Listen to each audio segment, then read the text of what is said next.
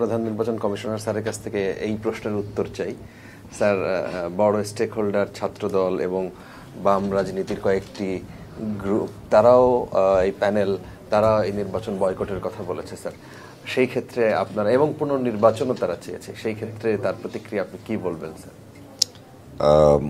যারা নির্বাচনে অংশগ্রহণ করেছে এবং যারা বয়কট করেছে সবাই আমাদের প্রিয় শিক্ষার্থী, সবাই আমাদের কাছে সন্তান তুল্য, সবাইকে আমরা সবাই ভালোবাসি। তাদের মধ্যে মতভিন্নতা আছে, মতদ্বৈততা আছে, যার প্রেক্ষিতে তারা বিভিন্ন গ্রুপ করে থাকে। তা একটু আগে আপনি যে পয়েন্টটা বলেছিলেন যে এখানে 8টি প্যানেল অংশগ্রহণ করেছে, আমরা জাহাঙ্গীরনগর জাকসু এবং হল ইউনিয়ন নির্বাচনে নিয়ম মাফিক বা কনস্টিটিউশনস অনুসারে কোনো গ্রুপকে বা দলকে আমরা রেকগনাইজ করি না। আমরা এটাকে ইন্ডিভিজুয়াল স্টুডেন্টস বা শিক্ষার্থীদের নির্বাচন বলেই মনে করি। সেই প্রেক্ষিতে আমরা সবাইকে লেভেল প্লেয়িং ফিল্ড তৈরি করে দিয়ে সমান সুযোগ সুবিধা দিয়ে আমরা, আপনারা লক্ষ্য করে থাকবেন, আমরা নির্বাচনের প্রস্তুতিকে চালিয়ে গেছি। এবং আমি তো গর্ববোধ করি যে আমাদের ছেলেমেয়েরা, আমাদের শিক্ষার্থীরা অত্যন্ত সৌহার্দ্যপূর্ণ পরিবেশে পরস্পরকে সম্মান দেখিয়ে ধৈর্যশীল হয়ে তারা প্রচারণা চালিয়ে গেছে। এবং আমরা যদি আমাদের মোটামুটি সিমিলার টাইমে ঢাকা বিশ্ববিদ্যালয়ে নির্বাচন হয়েছে, রাজশাহী বিশ্ববিদ্যালয়ে রাকসু নির্বাচনের আয়োজন হয়েছে, লক্ষ্য করে থাকবেন যে আমাদের ক্যাম্পাস বেশ শান্ত, সুন্দর, উৎসব মুখর ছিল এবং নির্বাচনমুখী ছিল। তো কতটা নিরপেক্ষ, কতটা স্বচ্ছ, কতটা গ্রহণযোগ্য, কতটা অংশগ্রহণমূলক ছিল? তো আমরা সেই আপনার এই পয়েন্টগুলিকে আমি অ্যাড্রেস করতে যেটা বলবো যে এটা যেহেতু উৎসব মুখর ছিল, সেই জন্য আমাদের মাননীয় উপাচার্য যে কথাটা বলেছেন যে একটা বিশেষ পরিস্থিতিতে আমরা আছি, গণতন্ত্রের জন্য অনেক ত্যাগ তিতিক্ষা আমরা করেছি, আমাদের সন্তানরাও করেছে। তার প্রেক্ষিতে গণতন্ত্রের উত্তরণের জন্য এবং গণতন্ত্রকে এগিয়ে নেওয়ার জন্য নির্বাচন একটি অপরিহার্য একটা কম্পোনেন্ট। এবং সেটাকে আমাদের উপাচার্য মহোদয় বলেছেন যে ওনার একটা আকাঙ্ক্ষা ছিল এবং আকাঙ্ক্ষার প্রেক্ষিতে এটার আয়োজনের ব্যবস্থা করেছেন। আর এখানে একটা বিষয় আপনাদের সাথে শেয়ার করতে চাই, এখানে জাকসুর প্রেসিডেন্ট বাই পজিশন উপাচার্য মহোদয় হয়ে থাকেন, যিনি বেসিকলি নির্বাচনের সময় তারিখ নির্ধারণ করে থাকেন, নির্বাচন কমিশনকে নিয়োগ করে থাকেন। এবং ওনার আকাঙ্ক্ষার প্রেক্ষিতেই উনি আমাকে অনুরোধ করেন এই নির্বাচন আয়োজনের জন্য চিফ ইলেকশন কমিশনার হিসাবে দায়িত্ব পালন করার জন্য।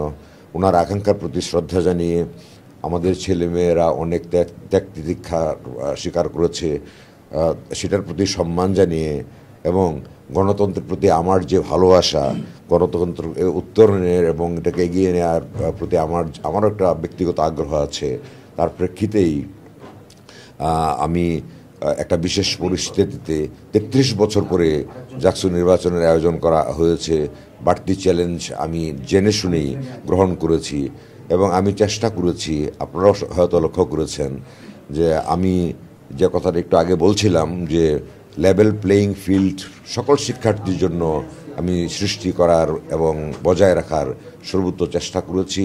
সে প্রেক্ষিতে তারা অবাধে যার যার ভোটাধিকার পছন্দ মতো প্রয়োগ করতে পেরেছে বলে আমার বিশ্বাস। আমি নিজেও হলে গিয়েছি, আমি নিজেও ব্যালট পেপার নিয়ে হলে গিয়েছি। সেই প্রেক্ষিতে আমি তো বলবো যে এটা নিরপেক্ষ হয়েছে, নাম্বার 1। নাম্বার 2, কতটা অংশগ্রহণমূলক হয়েছে, এখানে আমার একটু হতাশা আছে। আমরা পুরুষ শিক্ষার্থীদের কাছ থেকে যতটা অংশগ্রহণ পেয়েছি, আমরা নারী শিক্ষার্থীদের কাছ থেকে তার চেয়ে খানিকটা কম পেয়েছি।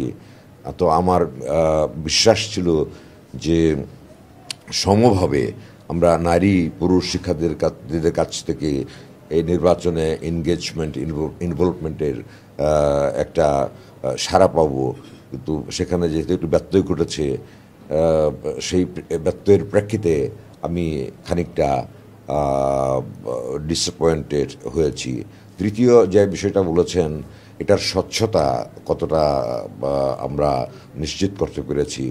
আপনারা লক্ষ্য করবেন যে আমরা যখন বুটিং চলছে, পোলিং চলছে, পোলিং চলার সময় এটাকে আমরা লাইভ সম্প্রচার করেছি এবং ওখানে নির্বাচন কেন্দ্রে কি ঘটেছে এটা বাংলাদেশের ইভেন পৃথিবীর যে কোনো জায়গা থেকে সেটা 24 ঘন্টা আমরা করতে পেরেছে, ওয়াচ করতে পেরেছে, অবলোকন করতে পেরেছে। এটা একটা বিষয়। আমরা 700-র বেশি সাংবাদিক ভাই বোনদেরকে অনুমতি দিয়েছি তাদের পেশাগত দায়িত্ব পালন করার জন্য। এটা আরেকটা স্বচ্ছতা আমরা বজায় রাখার জন্য বা স্বচ্ছতা দেখানোর জন্য ব্যবস্থা। তারপরে আপনি লক্ষ্য করে থাকবেন প্রত্যেকটা ভোট কেন্দ্রে আমরা প্রয়োজনীয় সংখ্যক সিসি ক্যামেরা স্থাপন করেছি এবং আমরা যতক্ষণ পর্যন্ত ভোট কেন্দ্রের কার্যক্রম চলেছে ততক্ষণ পর্যন্ত আমরা সব রেকর্ডিং করেছি। আমাদের কাছে সেই রেকর্ডিং সংরক্ষিত আছে।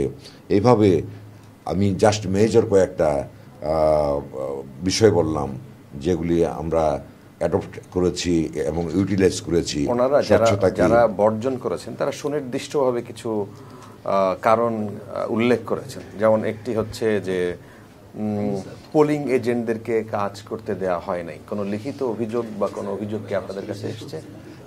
না, এরকম আপনারা জানেন সকাল 9টা থেকে বিকাল 5টা পর্যন্ত বিরতিহীনভাবে ভোট গ্রহণ বা ভোট প্রদানের কার্যক্রম চলেছে। এই সময়ের মধ্যে কোনো প্রার্থী অথবা কোনো ভোটারের কাছ থেকে আমরা কোনো লিখিত অভিযোগ পাইনি।